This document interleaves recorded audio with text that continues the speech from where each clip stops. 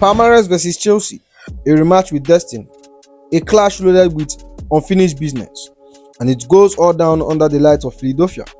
The Club World Cup quarterfinal are here, and the script couldn't have written itself any better. Palmeiras versus Chelsea, two giants from different worlds, colliding again on the biggest club stage, and trust me, there is history here. Now, before we get into the football, let's set the scenes. Lincoln Financial Field, Philadelphia, 2 a.m. Saturday, the city of brotherly love. But make no mistake, there's going to be zero love lost when these two collide. For Chelsea, revenge. For Palmeiras, redemption. For both, a ticket to the semi-final. Now let's talk Chelsea. We have taken the hard road in this tournament. After cruising through the group stage, it felt like we were sending a statement to the world. But then came the wake-up call. Flamengo 3, Chelsea 1. A humbling night in US. Our only dent, but it exposed the crack, the vulnerability, the reality that this competition isn't a walkthrough. But what champions do after defeat? They respond. And boy, did Chelsea respond. The Benfica game, madness. A football match that turned into a Hollywood movie. 1-0 up before the 8th minutes. Game gets suspended, chaos everywhere, fans waiting for hours, and when we return, total demolition. 4-1 by full time. That's the Chelsea spirit, and that's the warning to the rest. And now Palmeiras. Let's talk the Brazilian. Palmeiras is one of the two remaining Brazilian teams in this competition, and if history has taught us anything, underestimate South American teams at your own risk. They play with passion, pride and pain.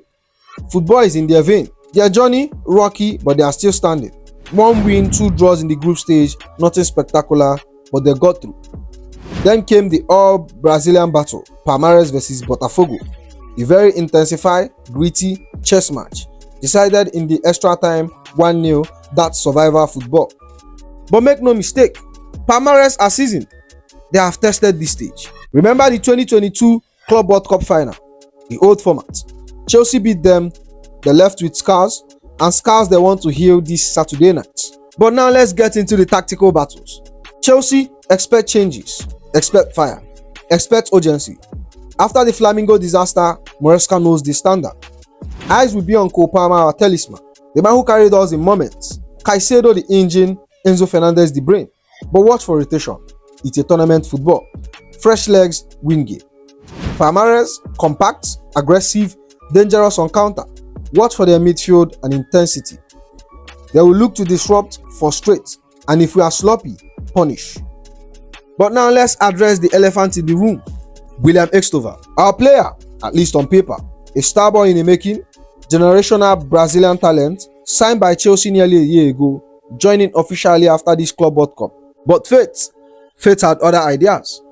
Because this Saturday, Estevao isn't wearing blue, he's wearing green. He isn't our star boy, he's Palmeiras' golden boy. And for 90 minutes, he becomes the enemy. And trust me, a lot of Chelsea fans, this is their first time seeing him properly.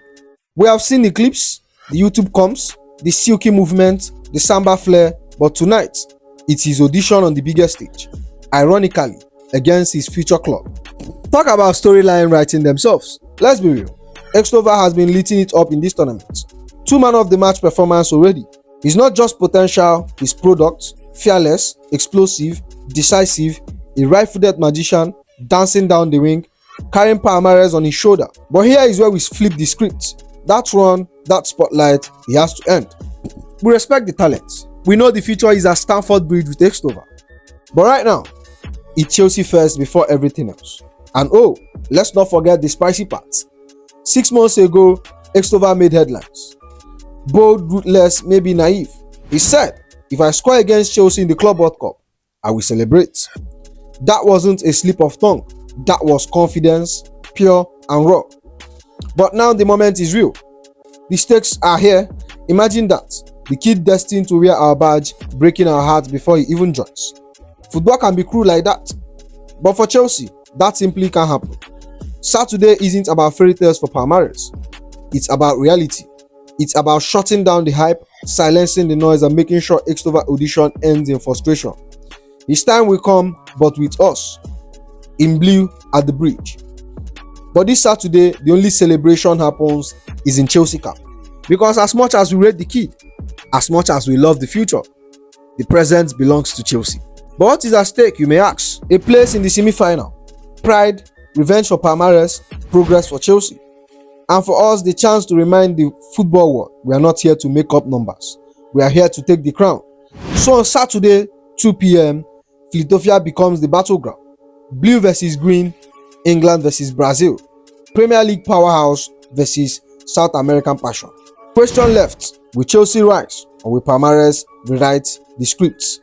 We'll find out under the lights. So now let's get into my predicted 11 for this massive quarterfinal. So here is my predicted 11 on the screen. Let's walk through each one by one, and trust me, this team has enough to get the job done with their turn up. In goal, Robert Sanchez. Look, we have our debates about goalkeeper this season, but in this tournament, he has been solid, composed, reliable, made some crucial saves when called upon. But yes, there have been shaky moments in the past, but credit where it's due. He's shown up for the Club World Cup. Big test for him on Saturday. Palmeiras will target him with set piece, physical duels, but I'm backing him to stay calm. Right back, I'll be going with Reece James. This guy, what more do we need to say? Captain, leader, Coban product, certified baller, and once again, reminded the football world of his ridiculous quality. Another direct free kick in this tournament. That technique, different class. But beyond the goals, his defensive work, the composure, the recovery pace, and when Reece is fit, he's one of the best in the world. And we need him locked in.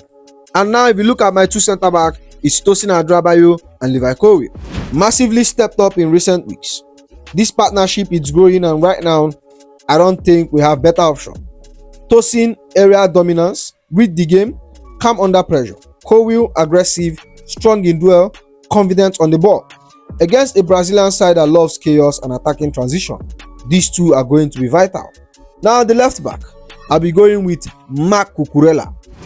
You can debate this all day, but for me, he has been one of the best left back in the Premier League this season. And I'll stand on that. His energy, his defensive work rate, overlaps, and intensity has been off the chart. He silenced a lot of critics. This tournament has been another reminder of his resurgence. Big game for him tracking those tricky Palmeiras winger. Then my midfield pivot, I'll be going with Romeo Lavia and Enzo Fernandez. Unfortunately, Moses Caicedo missed out. Yellow card suspension, and that's a massive loss. But if there is a silver lining, we get to see more of Romeo Lavia, who has been outstanding in this tournament. That Benfica performance, pure class. The composure, defensive cover, carrying the ball through pressure. When Lavia is fit, you see the levels. Enzo, as always, the brain of the operation. He will dictate the tempo, keep us ticking, and find those pockets to exploit Palmeiras press. But now, unless the coach wants to gamble and throw in Andres Santos in this conundrum, I expect it to be Romeo Lavia and Enzo Fernandez from the start. But Santos off the bench, that could be spicy. And in the number 10, I'll be going with our starboy, Kopama, our main man. His creativity, vision, composure under pressure. If you are going to break Palmeiras down, Palma is the key. He has been carrying the Chelsea attack all season, and this Saturday, the spotlight is on him again. Now my front three, I'll be going with Leon Delap, Noni Madueke, and Pedro Neto. Look, we saw the disaster with Jackson. Reckless red card against Flamengo left us with no choice. But you know what? I'm quietly confident in Leon Delap. His movements, link up, physicality, we have seen flashes already. And he's got his first goal in this tournament. Big night for the young star to step up. Pedro Neto on the right. Unbelievable form. 3 goals in 3 matches, and honestly, it's been electric, direct, dangerous, clinical. His ability to stretch defense, create space for Palma, that's going to be huge. Then we have Noni Madueke on the left. Bit of a curveball maybe, but Madueke has that unpredictability factor. Dribble, flair, cutting inside, and against a Brazilian side, we need someone fearless, and Noni Madueke brings chaos. So here you have it. This is my predicted 11. It's balanced, it's dangerous, it's hungry. On paper, good enough to get us into the semi-final.